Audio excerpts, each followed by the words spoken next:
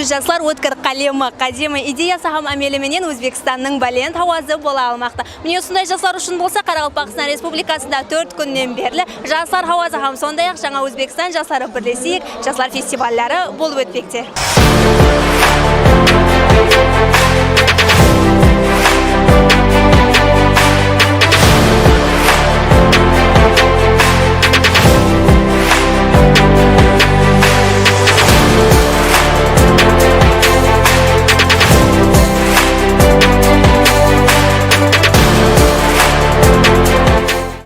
Жаслар хауазы көрік танлауы көтеріңкі рухта өтіп атырды. Бүгінгі көрік танлауда бір қанша жетіскенліктер болды. Соныңмен бір қатарда дизайнерлерменен өз ара пікірлерімізді алмастық, әмде достық мүнәсебетлері болып атырды.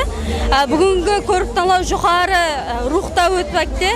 Бұны жөлкемлестірен жаслар агентлігі, әмде мемлекетіміздегі Өзбекстан көлеміндегі бәрше жаслар агентлігіне өзіміздің үлкен minnettarchiligimizni bildiramiz.